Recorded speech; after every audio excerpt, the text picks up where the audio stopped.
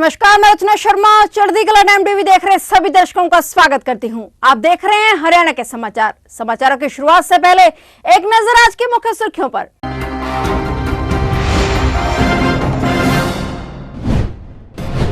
मुख्यमंत्री उपहार योजना का पहला चरण रहा सफल। राशि देने वाले लोगों को सीएम ने दिए उपहार। मुख्यमंत्री मनोहर लाल ने लोगों को दी हार्दिक बधाई।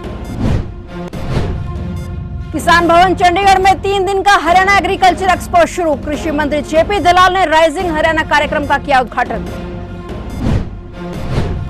नगर निगम में ठेके पर लगे सफाई कर्मियों ने किया विरोध प्रदर्शन। सीएम का मुखौटा लगा व्यक्ति को खाट पर बिठा किया प्रदर्शन।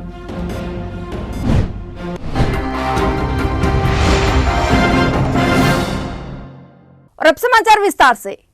हरियाणा के मुख्यमंत्री मनोहर लाल द्वारा समाज के कल्याण हेतु मुख्यमंत्री उपहार योजना के रूप में शुरू की गई एक और अनूठी पहल को बड़ी सफलता मिली है। मुख्यमंत्री ने अपने सार्वजनिक जीवन में सादगी का एक और उदाहरण पेश करते हुए उन्हें विभिन्न कार्यक्रमों में सामाजिक संस्थानों या व्यक्तियों द्वारा सम्मान स्वरूप प्राप्त उपहारों को समाज भलाई में लगाने का निर्णय लिया था। पहले चरण में 51 उपहारों के लिए लोगों ने 1,14,95,000 रुपए की सहयोग राशि दी। आज मुख्यमंत्री के निवास संत कबीर कुटीर पर आयोजित उपहार वितरण समारोह में सहयोग देने वाले लोगों को मुख्यमंत्री ने सम्मान सहित ये उपहार भेंट किए। इस मौके पर सीएम मनोहर लाल ने गिफ्ट के साथ प्राप्त करने वाले लोगों को हार्दिक बधाई देते हुए कहा कि इन उपहारों से प्राप्त सहयोग राशि को मुख्यमंत्री राहत कोष में जमा किया गया है और इसे जन कल्याण के कार्यों पर खर्च किया जाएगा। उनका सबका आभारी हूँ कि पुण्य प्राप्ति में बहुत से लोगों को सहयोगी बना लिया इन्होंने। प्रधानमंत्री जी की वो जो योजना ध्यान में आई, लगभग 1100 गिफ्ट्स अपनी इसी प्रकार से एक पोर्टल के माध्यम से योजना बनाई थी और उसका जितना भी पैसा उस भेंट स्वरूप मिला था वो सारा नमामि गंगे में डाला उन्होंने। ये जो योगदान इकट्ठा होता है, क्योंकि ये कुछ कीमत नहीं है इनकी, ये तो एक प्रकार की एक भावना है और वो भावना है आपस में जुड़ने की, कि कोई एक गिफ्ट के बहाने से हम आपस में जुड़ जाएं और अपने साधनों में से कुछ समर्पण और त्याग के भाव से और हमको एकत्र करें। यानी जैसे दान स्वरूप कोई चीज़ छोड़ी जाती है, उसके बदले में कोई अपेक्षा नहीं करता कि मैं दान दे रहा हूँ, मुझे कुछ मिलना चाहिए। और ये परोपकार के नाते हमने भी विचार किया कि जितना भी पैसा आएगा उस सारे को जो मुख्यमंत्री राहत कोष है उस मुख्यमंत्री राहत कोष में डाल दिया जाए। राशि के नाते ये कह रहे थे कि बताने की आवश्यकता नहीं है। मैंने कहा नहीं, कुल राशि तो मैं बता ही दूंगा। 51 जो गिफ्ट्स हैं इसमें आप सब लोगों ने 1,14,00,000 रुपए योगदान करने का अपना संकल्प लिया है। किसान भवन में राइजिंग हरियाणा एक्सपो व मिलेट्स एग्री एक्सपोर्ट की शुरुआत हो गई है और इस मौके पर प्रगतिशील किसानों व मिलेट्स की खेती कर रहे किसानों को किसान रत्न पुरस्कार से सम्मानित किया गया। कार्यक्रम का उद्घाटन करते हुए हरियाणा के कृषि मंत्री ने एक्सपो आयोजक ग्लोबल मीडिया और राज्य के किसानों को बधाई दी। एक्सपो में किसानों के लिए कृषि की अत्याधुनिक तकनीकों पर 3 दिन तक मंथन होगा और इस मौके पर प्रधानमंत्री नरेंद्र मोदी को विश्व भर में इंटरनेशनल ईयर ऑफ मिलेट्स 2023 के आह्वान पर धन्यवाद देते हुए मिलेट्स के किसानों व खेती विरासत मिशन जैसी एनजीओ व आयोजकों को संबोधित करते हुए हरियाणा के कृषि मंत्री जेपी दलाल ने आह्वान किया कि सभी मिलेट्स के किसान व एनजीओ एक छत के नीचे आएं ताकि सरकार उन्हें हर संभव सहायता दे पाए और भारत में श्री अन्न का अभूतपूर्व विकास हो। हमारे प्रधानमंत्री जी का मैं धन्यवाद करता हूं कि उन्होंने पूरी दुनिया के अंदर खासकर यूनाइटेड नेशंस में 2023 को मोटा अनाज के रूप में साल मनाने का आह्वान किया, प्रस्ताव पास भी हुआ। इससे हमारे हरियाणा के, दक्षिण इंडिया के, भारत के किसानों को बहुत फ़ायदा होगा, क्योंकि ये जो श्री अनाज है ज़्यादातर हमारे देश में पैदा होता है। इसकी गुणवत्ता, इसके गुण दुनिया के अंदर बताए जा रहे हैं और G20 के हमारे जो मेहमान आ रहे हैं विदेशों से, उनको भी इसके बनाए हुए प्रोडक्ट हम दे रहे हैं। तो प्रधानमंत्री जी के हर कदम में देखते हैं आप कि भारत का हित, आम जनता का हित, किसान का हित, उसका कैसे ध्यान रखा जाए, ये होता है। और इस तरह के जो हमारे छोटे छोटे एनजीओ हैं, मिलेट से प्रोडक्ट बनाने वाले हैं, मैं इनको धन्यवाद देता हूँ। इसी तरह से शुरुआत करके कोई भी काम होता है, जो बड़े से बड़े उद्यमी बने हैं कहीं न कहीं से उन्होंने शुरुआत की है।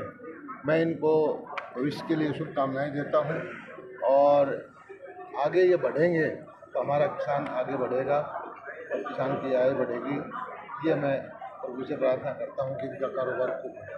6 दिन बाद नई अनाज मंडी में खरीद एजेंसी हैफेड ने गेहूं की सरकारी खरीद शुरू कर दी है। गेहूं में नमी के बावजूद ढेरी को पास करके खरीद का श्री गणेश किया गया है और किसान को गेहूं सुखाने के निर्देश दिए गए हैं ताकि नमी कुछ कम हो सके। हैफेड द्वारा खरीद शुरू किए जाने के बाद लड्डू बांटे गए। हालांकि अभी सिर्फ हैफेड ने ही एक ढेरी खरीदी है। डीएफएससी गुणवत्ता जांच की टीम के इंतजार में है। उसके बाद ही डीएफएससी अपनी खरीद शुरू करेगी। अधिकारियों की माने तो आज तक मंडी में 15,000 क्विंटल तक गेहूं की आवक हो चुकी है और आज पहले दिन 250 से 300 क्विंटल की खरीद हैफेड द्वारा की गई है।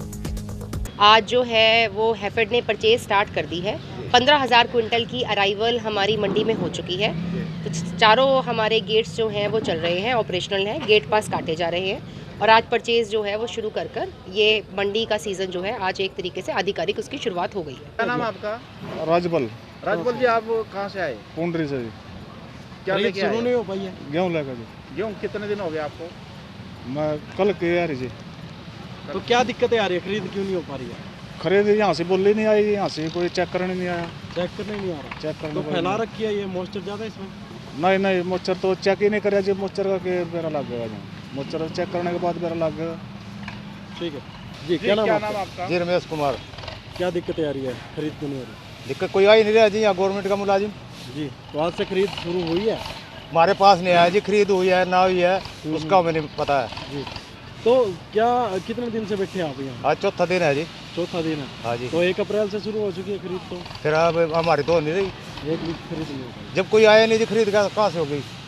तो दिक्कतें काफ़ी ज़्यादा है आप लोग? ज़्यादा है जी। अरे ये देख लो आपके सामने पड़ा है मॉइस्चर, हमने प्राइवेट चेक कराया है 13 है इसमें और वो 14 वाली पास करके जा रहे। खेतों में क्या हालात है? खेतों में बिल्कुल बुरा हाल है जी। तो उसके बाद कटाई करके यहाँ लेके आ रहे हैं? हाँ जी, वहाँ से मुसीबत उठाई तो अब मुसीबत यहाँ ही मारेगा। हरियाणा के शहरी स्थानीय निकाय मंत्री डॉक्टर कमल गुप्ता ने नगर परिषद व नगर पालिकाओं के अधिकारियों की बैठक बुलाई। बैठक में एजेंडे में शामिल बिंदुओं पर विस्तार पूर्वक चर्चा की गई और आवश्यक दिशा निर्देश दिए गए। डॉक्टर कमल गुप्ता ने कहा कि हरियाणा देश का एकमात्र ऐसा राज्य है जिसने अपने सभी 88 अर्बन लोकल बॉडीज की 1-1 इंच जमीन का अक्षांश और देशांतर नाप कर प्रॉपर्टी को कलमबद्ध किया है। अगर किसी नागरिक को इस पर ऑब्जेक्शन है तो हरियाणा सरकार ने नागरिकों के लिए एनडीसी पोर्टल पर आपत्ति दर्ज करवाने का ऑप्शन उपलब्ध करवा दिया है, जिस पर संबंधित नागरिक अपनी आपत्ति दर्ज करवा सकते हैं। आने वाली 31 जुलाई तक टैक्स जमा करवाने पर 10% की छूट मिलेगी। उन्होंने कहा कि जो व्यक्ति 20 वर्षों से नगर परिषद व पालिका के किराएदार हैं, उन्हें मालिकाना हक दिया जा रहा है। कैथल में इस संदर्भ में 133 व्यक्तियों ने आवेदन दिया। इनमें से 40 व्यक्तियों को उनका मालिकाना हक दिया जा चुका है। बाकी की प्रक्रिया भी जल्द ही पूरी की जाएगी ताकि सभी को इस महत्वपूर्ण योजना का लाभ मिल सके। वहीं उन्होंने अधिकारियों को निर्देश दिए कि वे सभी शहरों में किसी एक सड़क को मॉडल सड़क के रूप में तैयार करें। इसमें सुंदर डिवाइडर, पौधे, लाइटें, पैदल चलने वालों के लिए रास्ता, नालियां व अतिक्रमण मुक्त सड़क आदि कुछ जरूरी सुविधाएं होनी चाहिए। मैंने पूरे प्रदेश में जिलों का प्रवास शुरू किया है और ये मेरी मीटिंग 11वें ज़िले, यानी कि इससे पहले मैं 10 ज़िलों की, उन 10 ज़िलों में जितनी भी ULBs थी, यानी कि अगर आज मैं इस ज़िले को इंक्लूड करूं तो 11 ज़िलों में और 47 ULBs की मैं मीटिंग ले चुका हूं।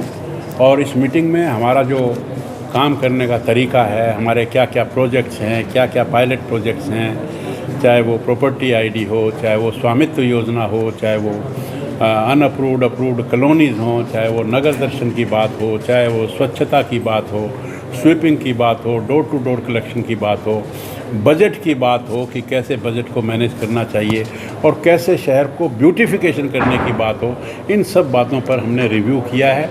और जहाँ जहाँ कमियाँ थी उसका एहसास कर्मचारियों को और चेयरमैन्स को करवाया है और इनको इस बात की भी एश्योरेंस दी है कि जो भी सहायता ऊपर से होगी हम करेंगे।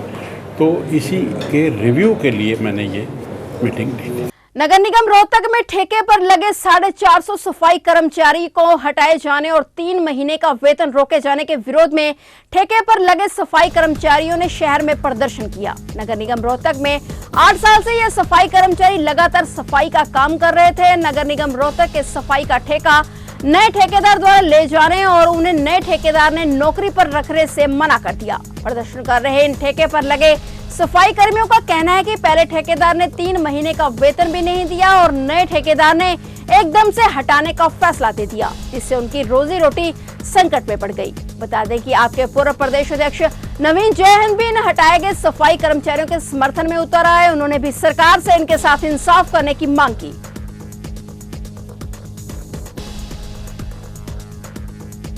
कैथल के नवनियुक्त एसपी अभिषेक जोरवाल कार्यभार संभालते ही पत्रकारों से रूबरू हुए। इस दौरान उन्होंने कहा कि अपराध को कम करना उनकी मुख्य पहल रहेगी। कैथल में कानून व्यवस्था कायम रहे और यहां किसी भी प्रकार की हुड़दंगबाजी को सहन नहीं किया जाएगा। उन्होंने कहा कि अपराधियों व नशे के खिलाफ सख्त से सख्त एक्शन लिया जाएगा।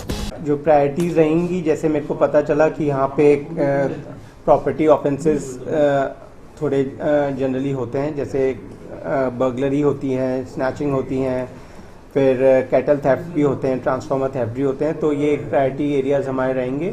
उसके अलावा कुछ रिसेंट टाइम में एक्सटॉर्शन के भी केसेस हुए हैं, जिनमें से 3 केसेस मेरे को पता चला, 5 में से 3 केसेस ट्रेस आउट हो गए हैं, 2 अभी बाकी हैं।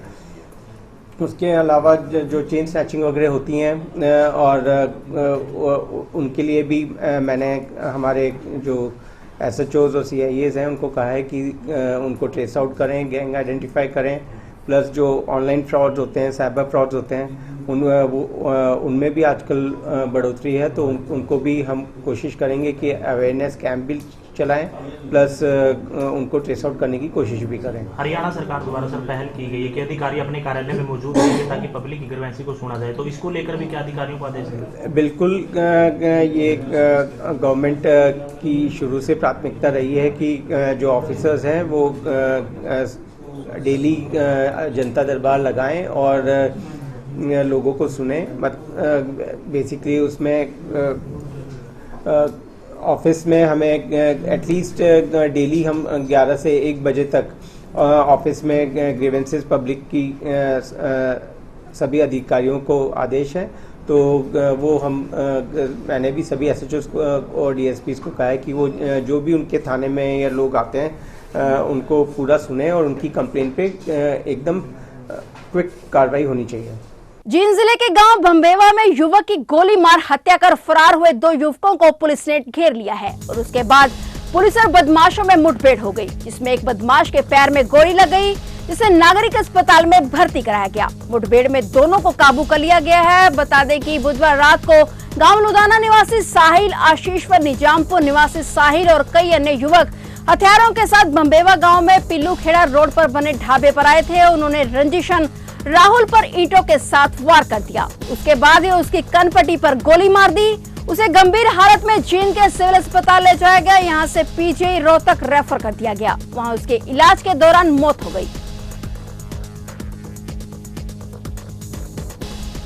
CIA पुलिस ने 15 ग्राम हेरोइन के साथ एक युवक को गिरफ्तार किया है। वहीं गिरफ्तार युवक की पहचान माजरा निवासी राजवीर के रूप में हुई है। पुलिस ने आरोपी युवक के खिलाफ शहर थाने में मामला दर्ज कर कोर्ट में पेश किया, जहां कोर्ट ने उसे न्यायिक हिरासत में भेज दिया है। बता दें कि CIA पुलिस गुरुनानकपुरा मोहल्ला में गश्त कर रही थी और गश्त के दौरान CIA टीम स्टेट बैंक के पास पहुंची तो वहां खड़े एक स्कूटी सवार से शक के आधार पर पूछताछ करने लगी। इस दौरान पुलिस का शक और गहरा हो गया और उसके बाद पुलिस ने जब आरोपी युवक की अच्छे से तलाशी ली तो उसकी जेब से 15 ग्राम हेरोइन बरामद हुई। हरियाणा में कोरोना संक्रमण की तीसरी लहर जैसे हालात हो गए हैं। संक्रमण से राज्य में तीसरे दिन भी कोरोना से मौत का एक मामला सामने आया है। 24 घंटे में 318 लोगों में संक्रमण की पुष्टि हुई है। एक्टिव केसों की संख्या में भी लगातार इजाफा हो रहा है। सुबह में इनकी संख्या 1109 रिकॉर्ड की गई है। पॉजिटिविटी दर में भी रिकॉर्ड बढ़ोतरी हुई है। हरियाणा के 22 जिलों में से 14 जिलों में अब संक्रमण फैल चुका है। गुरुग्राम, फरीदाबाद, पंचकुला के बाद अब रोहतक संक्रमण के लिहाज से हॉटस्पॉट बने हुए हैं। गुरुग्राम में 24 घंटे के दौरान 179 रिकॉर्ड मरीज मिले हैं। दूसरे नंबर पर पंचकुला में 39 और फरीदाबाद में 20 नए मरीज मिले हैं। रोहतक में 20, करनाल में 13 लोगों में कोरोना संक्रमण की पुष्टि हुई है। वहीं कोरोना को लेकर हरियाणा सरकार सख्ती बढ़ाने की तैयारी कर रही है। हरियाणा में अभी 100 से अधिक लोगों की भीड़ होने पर मास्क लगाना अनिवार्य कर दिया गया है और इसके साथ ही सभी हेल्थ कर्मचारियों के लिए ड्यूटी के दौरान मास्क जरूरी किया गया है। तो ये थे हरियाणा के समाचार और नए समाचारों के साथ फिर से हाजिर होंगे। तब तक के लिए देखते रहिए चढ़ती कला टाइम टीवी।